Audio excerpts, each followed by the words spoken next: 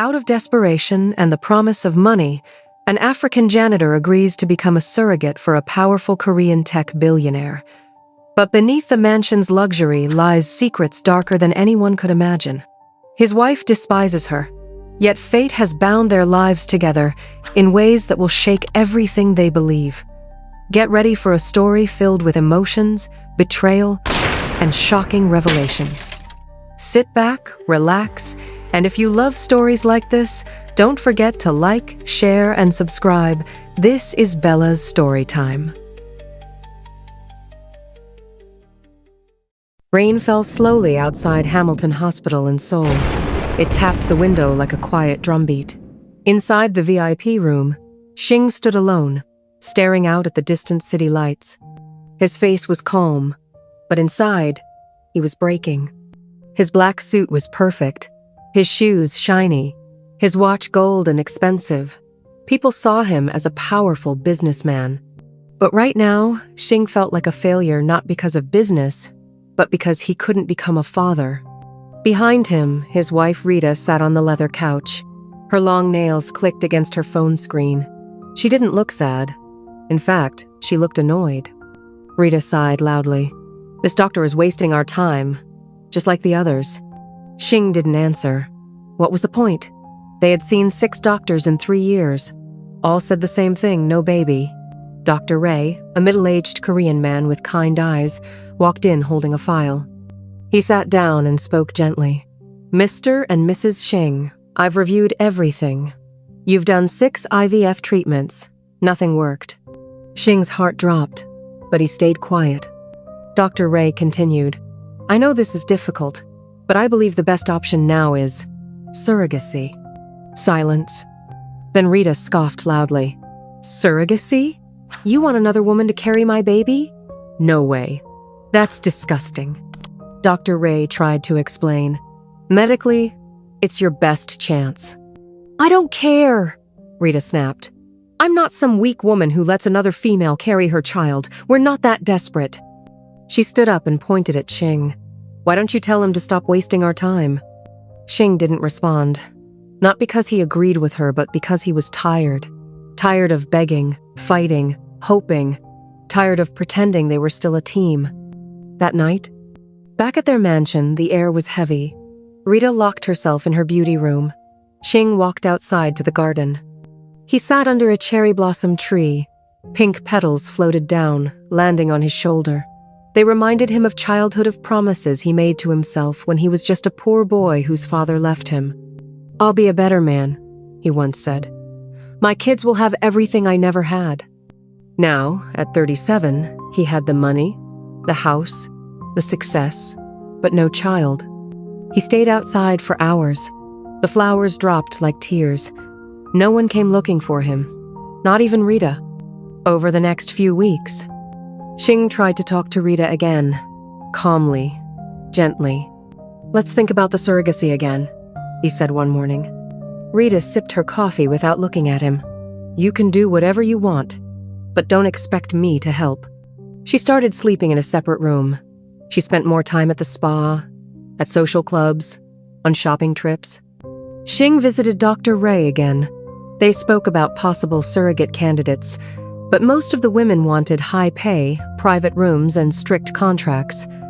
"I just want someone genuine," Shing told the doctor. One afternoon, Dr. Ray was explaining a legal document in his office when a voice interrupted. "I'll do it." Everyone turned. It was Jane, the janitor. She wore a light blue cleaning uniform. Her shoes were old, and her hands were rough from years of cleaning. She still held her mop, but her eyes burned with courage. "You don't know what you're saying," Rita snapped from the corner, crossing her arms.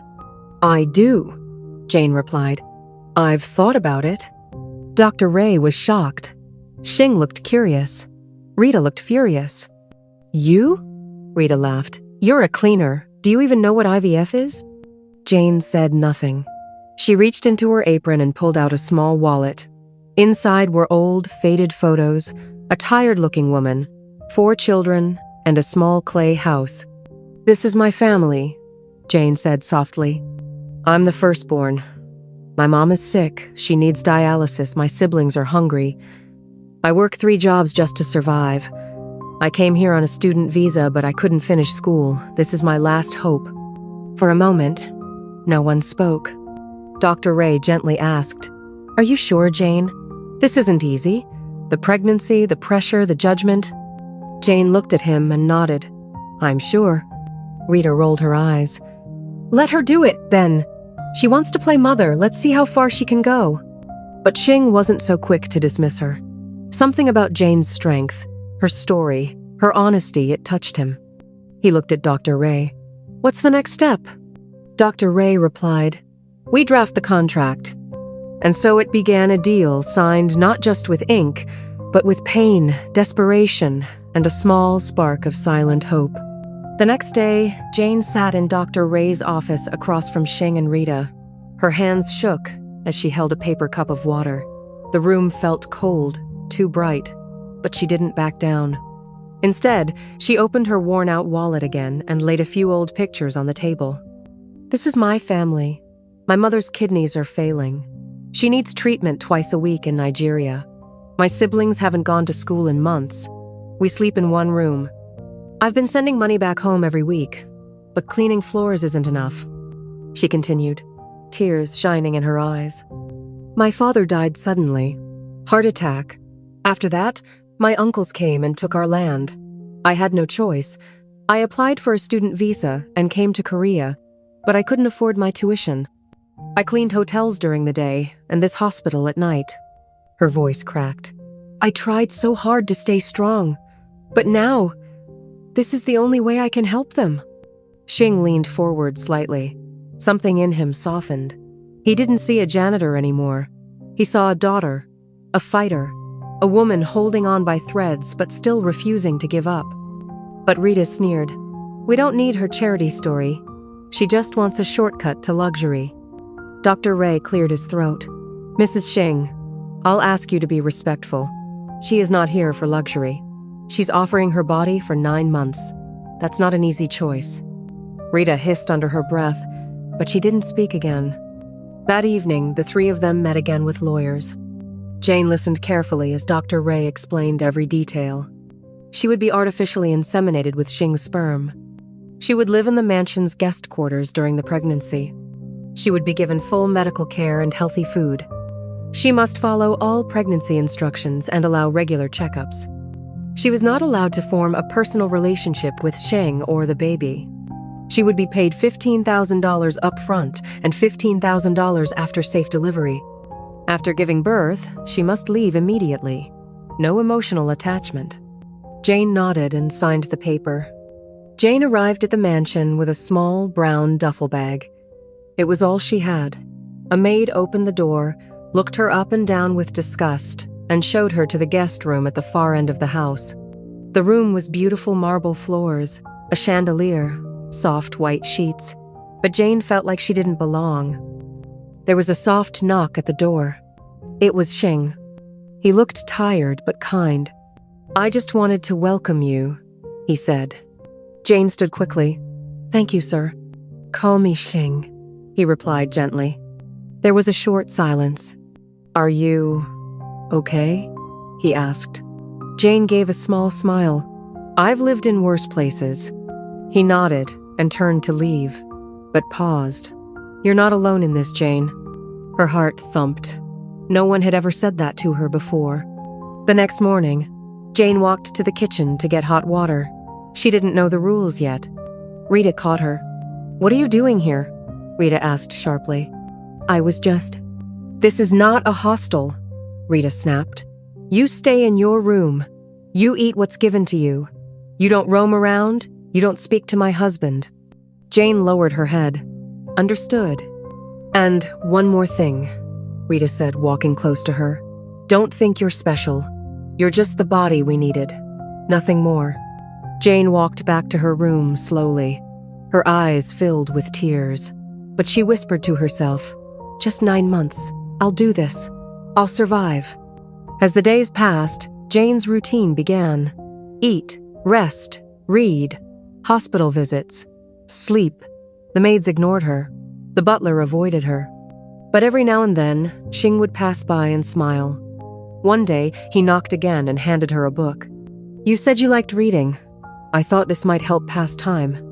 Jane looked at the book Purple Hibiscus by Chimamanda Ngozi Adichie. Her eyes lit up. "Thank you. I also added a few Nigerian songs to your phone.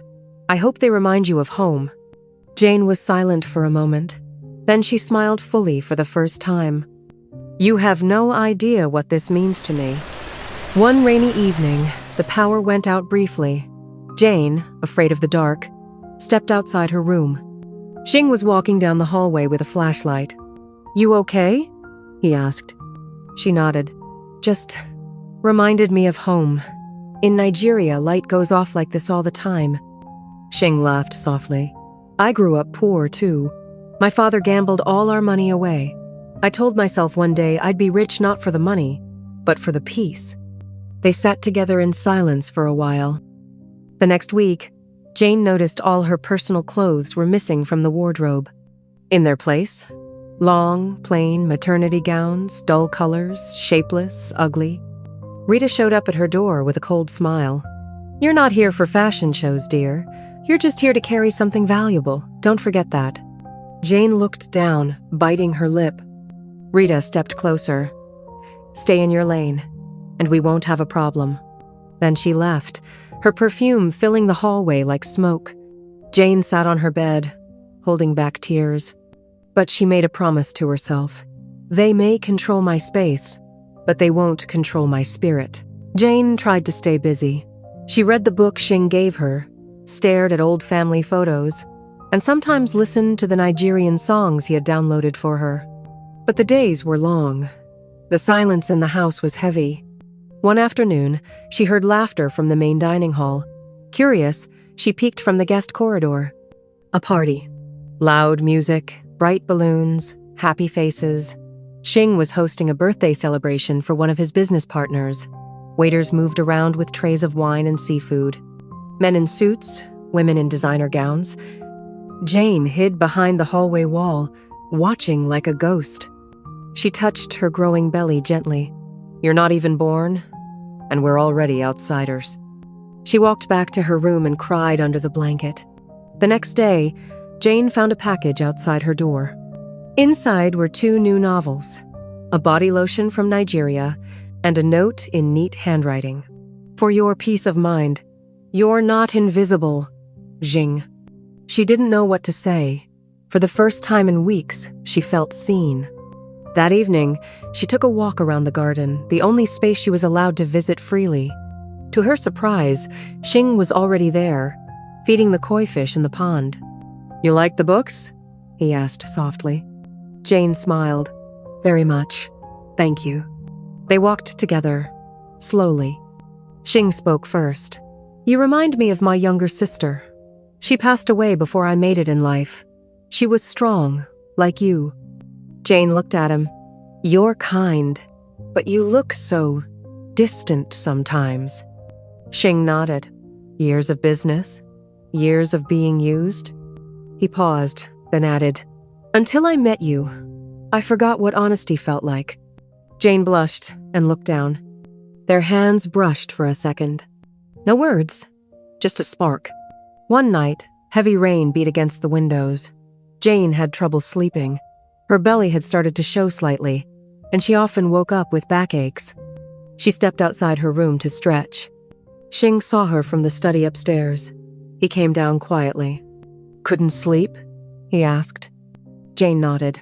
"The rain reminds me of home. We used to put bowls everywhere to catch leaking water." Xing chuckled. "Same here. My childhood home had holes in the roof. I used to dream of living in a place with no leaks." They laughed softly. For a few minutes, they forgot who they were, boss and surrogate. Rich man and cleaner, just 2 souls under one roof, sharing memories. A painful reminder. The next morning, Rita visited Jane's room again, this time with a new cruelty in her voice.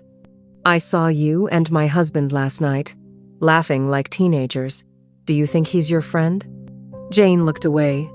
Rita leaned in. "Let me tell you something. When this baby is born, you leave. And don't think for 1 second that Xing will remember your name." She grabbed one of the novels Xing gave Jane and threw it in the trash bin. "You're just a temporary chapter. This is my house, my man, my world." She slammed the door. Jane sat in silence. But inside, something had changed. She didn't feel like a ghost anymore. She felt something real, growing, not just the baby, but a connection and courage. That evening, Xing passed her door and noticed the torn book in the trash. He picked it up and knocked gently. "Are you okay?" Jane nodded slowly, then whispered, "Even gold cages are still cages." Xing stood there for a moment, then softly said, "Not if I leave the door open." He placed the book back on her table and walked away. Jane sat there, stunned. Maybe, just maybe, she wasn't alone anymore. The days passed slowly in the mansion, but things didn't feel peaceful anymore. Jane had started to feel stronger. Her belly was growing, and so was her hope. She still felt like an outsider, but at least Xing saw her as more than just a surrogate. But deep down, something else was building. A strange tension in the air, a whisper of danger. Something was not right, and Xing felt it too. Xing sat at his office desk late one night. The numbers in his account didn't match. He checked again. $70,000 missing, and not for the first time. He sighed and picked up his phone. "Did we make any large transfers this month?" he asked his accountant. "No, sir," the man replied. "But some private expenses were paid from your joint account. The transactions were made using Madame Rita's code." Xing frowned. "Send me the statements." The next morning, Xing passed Rita in the hallway. She was coming out of the guest bathroom, quickly hiding her phone in her robe. She jumped when she saw him. He looked at her, suspicious. "Everything okay?" "Yes," she replied too quickly. "I just needed some air." After she left, Xing entered the guest bathroom. It smelled strongly of cigarette smoke. But neither of them smoked. His instincts were screaming now. That same day, Jane was walking slowly to the garden for her evening stroll. Her feet were swollen and her back ached, but the fresh air helped. Suddenly, Rita appeared in front of her, eyes burning. "You think you're clever? Smiling at my husband? Walking around like you belong here?" Jane stepped back slightly. "I don't mean any harm." "Listen carefully," Rita whispered coldly. "If you lose that baby, I lose everything. You understand?" Jane froze. Then she walked away, heels clicking like hammers on the floor. Jane sat down on a bench, holding her belly. "God," she whispered, "please protect this child, and protect me." Later that night, Xing received a strange call from a nurse at the fertility clinic. She sounded nervous. "Sir, I wasn't supposed to say this, but I've been worried." "Worried about what?" Xing asked. "Your wife, Rita. She never took her IVF injections. I handled her file," she signed, "but I never gave her the actual hormones. She canceled all her follow-up appointments." Xing's chest tightened. "Never?" "No, sir. She never even tried." He ended the call in silence, his mind spinning. He remembered every hospital visit, every tear she shed, every complaint about the process being too painful. All lies. That night, Xing walked into their shared bedroom. Rita was painting her nails, looking relaxed. "Rita," he said quietly, "I checked your file." She didn't look up. "What file?"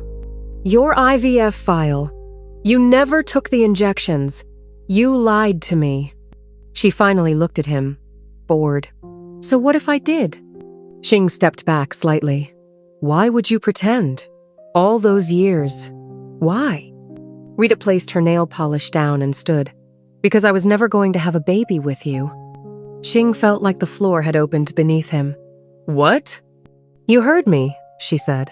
"I married you because you were rich, powerful. You were safe. I thought maybe someday you'd give up on the baby idea and just focus on your empire." She scoffed. "But no, you just had to keep chasing this dream."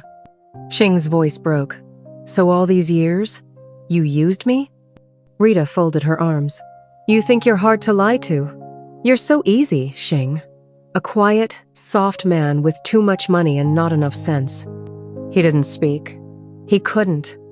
I'll call the lawyer, he said finally. I want a divorce. Rita's eyes darkened.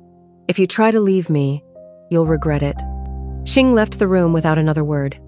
The next morning, Xing sat with a trusted friend in a private cafe. I want you to investigate her. Everything. Emails, bank accounts, her past before she came to Korea. The man nodded. Leave it to me. If there's something there, I'll find it. Meanwhile, Jane notices changes. In the mansion, Jane felt the shift too. The guards who used to ignore her now looked tense. Rita stopped visiting her, but she often heard loud phone calls and whispers in Korean. One afternoon, Jane noticed a man she'd never seen before hanging near the front gate. He wore a delivery uniform, but no delivery came. That night, her food tasted bitter. She didn't eat much. The next morning, her vitamins had a strange smell. Her instincts kicked in. She flushed them all down the sink. That night, Xing knocked on her door. He looked exhausted. Jane invited him in. For the first time, he sat down. I'm sorry, he said quietly. I should have seen things earlier. I let you suffer in this house. Jane smiled gently. You're not a bad man. You're just someone who trusted the wrong person. They sat in silence for a while. Then Jane said softly, I don't know what's happening, but something tells me it's dangerous. Xing nodded. I'll protect you, no matter what. She looked at him, and for the first time she didn't see her boss. She saw a man, broken, kind, human, and something stirred in her chest. For 2 weeks, Xing waited silently. He still slept in the same house as Rita, but he no longer looked at her the same way. He didn't ask questions, he didn't argue. He watched. But inside, he was boiling. On a quiet Wednesday afternoon, Xing sat in his private office when his investigator returned. The man placed a thick file on the table. This will change everything, he said. Xing opened the file slowly. Inside were printed emails, photos, flight tickets, phone transcripts, and a picture of Rita kissing another man in a black car. The man's name? Han Tae-sik, a known fraudster and leader of a small criminal group that specialized in scamming foreign investors. Xing's hands trembled as he turned the pages. One email from 6 years ago caught his eye. Make sure the marriage lasts at least 5 years. Get the trust, then disappear with the assets. Another showed a transfer of $200,000 to an overseas account signed by Rita. Xing leaned back in his chair, his heart heavy. She never loved him. He wasn't her husband. He was her target. That evening, Rita came home from a shopping trip, smiling and humming. She stopped when she saw Xing waiting at the door with the file in hand. What's this? She asked casually. Read it, he replied coldly. She flipped through the first few pages, then froze. You had me followed? She hissed. Number I had the truth followed, he said. Xing, listen. No more lies, he snapped. I gave you my trust, my money, my dreams. You turned everything into a game. Rita's mask finally dropped. You want the truth? Fine, she said, voice rising. Yes. I married you for your money. Yes, Tae-sik is my partner, but you were never supposed to matter. I was supposed to fake a pregnancy, get you to adopt, and take my share. Xing stared in shock. She laughed bitterly. But you just had to bring in that maid, that Nigerian cockroach. She ruined everything. Xing stepped back. She's 10 times the woman you'll ever be. Rita's face twisted with hate. You're throwing away years for that nobody? No, Xing replied. I'm finally choosing somebody who has heart. The next morning, a lawyer arrived at the mansion. Papers were signed. Rita was given a small settlement less than she expected. The rest was frozen under legal investigation. Security guards escorted her out of the house. As she passed Jane's room, she stopped and smiled darkly. "You think you've won, little girl?" she sneered. "I'm not done yet." Jane didn't answer. She simply closed the door and held her belly tighter. Xing spent more time around Jane now, not as her boss, but as her protector. He replaced the chef, the maid, the guards, everyone except a new trusted nurse named Suyin, who moved into the guest wing to care for Jane full-time. "Nothing will happen to you," Xing promised one evening. "Not while I'm here." Jane looked at him quietly. "Why are you doing this?" "Because I care." He paused, then added, "Not just for the baby, but for you." That night, Jane sat outside under the stars. The baby kicked gently, and she rubbed her stomach with a soft smile. Xing came out and joined her. He brought her a warm blanket and a cup of ginger tea. "You shouldn't be cold," he said. Jane looked at him and whispered, "You've changed." He nodded. "You helped me change." "I used to think you were stiff, cold, and distant," she teased. "And I used to think you were just a janitor," he replied with a soft smile. They both laughed. Then, silence settled. But it wasn't empty. It was full of something new, something real. The next day, a flower delivery arrived at the gate addressed to Jane. The guards, now more alert, stopped the man and searched the bouquet. Inside, a small black camera, hidden between the roses. The man was detained. When questioned, he admitted, "I work for Han Taesik. I was told to watch her, to report where she sleeps, how often she's alone." Xing was furious. He increased security immediately. Armed guards were placed at every entrance. Jane was moved to a private, secured wing inside the main house. Still, she remained calm. "I'm not afraid," she told him. "This child is growing. That means I'm winning." Her courage shocked him. "You're stronger than anyone I've ever known," he whispered. She looked at him with deep eyes. "And you're starting to heal." They held that moment not as boss and cleaner, not as surrogate and father, but as two people who had been broken. The mansion had become a fortress. After the tampered pills, the hidden camera, and the delivery man's confession, Xing was no longer taking chances. Armed guards now circled the compound day and night. Jane was never alone, not even for a moment. But even though the danger was real, something else was growing quietly. Love. A new kind of silence. It wasn't loud or rushed. It was in the small things. When Jane had back pain, Xing bought her a heated massage pad and personally set it up. When she craved mangoes at midnight, he called his assistant and had them bought the next day. When she cried quietly at night, missing her mother, Xing sat outside her room and played Nigeria worship songs from his phone until she fell asleep. She didn't say the words. Neither did he. But every gesture whispered, "I care." One rainy evening, Jane sat by the fireplace, reading a novel. Xing joined her with 2 mugs of warm ginger tea. They didn't talk at first, just listened to the soft jazz music playing in the background. Then Xing turned to her. "I used to think love had to be perfect, like in movies. Red roses, big speeches. But now I know, it's this. Quiet moments. Simple truth." Jane smiled. "I used to think love was for other people, not girls like me." Xing looked into her eyes. "Then let's prove both of us wrong." He leaned in slowly, respectfully. Their lips met. This time it came with lots of passion and emotions. It wasn't fire. It was peace. And it was real. 3 weeks later, Xing invited Jane to the rooftop garden. It was decorated with soft lanterns and lilac petals. As she stepped into the garden, a choir of Korean and Nigerian singers began to hum her favorite hymn, "Ize Bube, see how far you've brought me."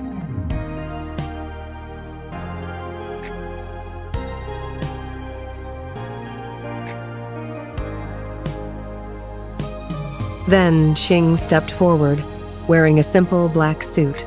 He knelt. "Jane," he said, "you didn't just carry my child. You carried my broken heart, and you gave it life. Tears ran down her cheeks. "Will you marry me? Not because of obligation, but because I love you?" She nodded, speechless, and then whispered, "Yes, 1,000 times yes."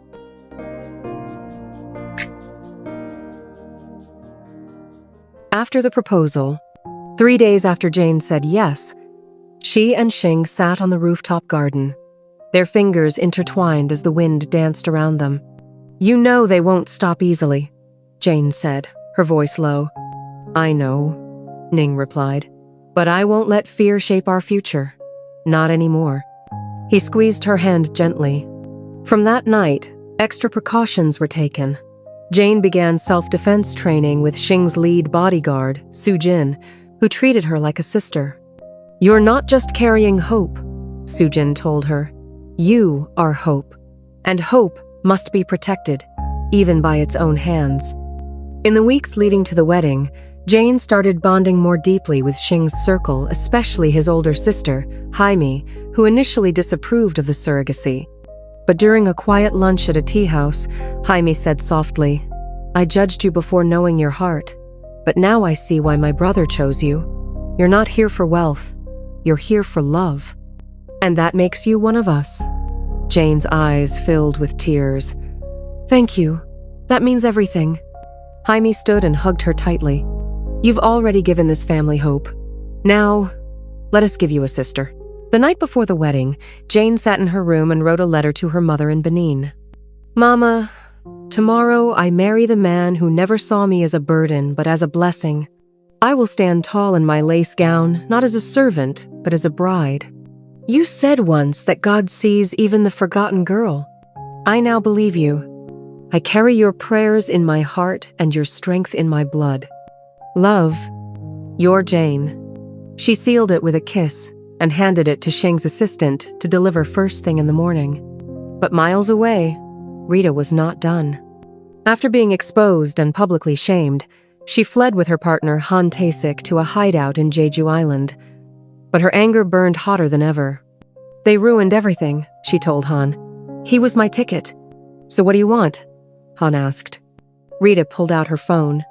"She's getting married next month. We won't stop the wedding. We'll stop her. On the altar." They contacted a hitman, cold, quiet, and deadly. The wedding day. The ceremony was held at a private cliffside chapel in Busan. Jane wore a stunning lace gown, with gold embroidery that reflected her Nigerian roots. Guests from both cultures filled the seats, diplomats, friends, students, and even the house staff. But Rita and her assassin were already inside, dressed as caterers.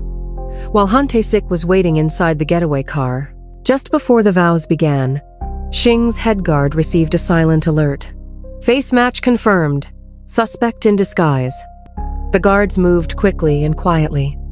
Xing had a premonition that something could go wrong, and that Rita and her cohorts might have aces up their sleeves, so he had private security men who pretended like normal wedding guests too. As the officiant said, "If anyone has reason, these two should not be joined." Boom. The lights flickered. Gasps filled the room. But before the assassin could pull the trigger, Su Jin, the head of Xing security, jumped on him from a distance. The bullet missed them and broke a glass window instead. Rita screamed and tried to flee through the side door. Xing's assistant caught her, yelling, "This woman tried to kill the bride!" The guests watched in horror as Rita and the assassin were handcuffed and dragged away. Jane stood frozen. After Rita and the assassin were arrested, the chapel was quiet for a long moment. The officiant looked around, then softly asked, "Should we continue?" Jane and Xing turned to their guests. "Yes," Jane said, her voice trembling but strong. "We came to give love a voice." The music resumed, and this time, the vows echoed with unshakable truth. Rita in custody. Rita, bruised and in cuffs, sat inside an interrogation room, her lipstick smeared, her pride shattered. Across from her sat Detective Kang, an old friend of Xing's family. "You're lucky Jane's still alive," he said. "You'd be facing attempted murder instead of conspiracy." Rita spat bitterly. "You all think you've won." Kang shook his head. You never understood. This wasn't about winning. It was about love. And you lost that long ago." She looked away, defeated. Meanwhile, Han Tae-sik had managed to disappear during the chaos. Using a false identity, he fled to Incheon and operated underground with a stolen passport. But revenge still burned within him. He sent a chilling voice message to an old associate. "She humiliated us. Rita's gone, but I'll finish what she started. No guards, no ceremony, this time no mistakes." 3 weeks after the wedding, Jane went into labor naturally at full term. This time, there were no threats. No fear, just excitement. Xing stayed by her side the entire time, holding her hand through every contraction. Hours later, the hospital room filled with the sound of a baby's cry. A bouncing baby boy, strong, healthy, eyes like his mother, calm like his father. They named him Zeno, their bundle of joy. A few months after they went to court to attend the hearing of Rita and the assassin, with all the evidence and CCTV footage, Rita and the assassin was sentenced to 10 years imprisonment with had labor. They watched. As they were taking away in handcuffs, Jane wondered how times and fortune has changed. Just a few months ago, she was the boss from whom she was taking orders, but today, it's a different story. The bond between Jane and Xing continued to blossom, and Zeno continued to grow. One day, they were both watching television when they saw the news that Han Tae-sik has been arrested in Hong Kong trying to smuggle in drugs. He was sentenced to life imprisonment because he had been on their watch list for multi-crimes. Xing decided it was time to visit the home country of his wife Jane. As they boarded the plane to Nigeria with their son, they could help but imagine how faith has brought them together. They laughed and joked about everything. A once janitor has risen to become an heiress in Korea.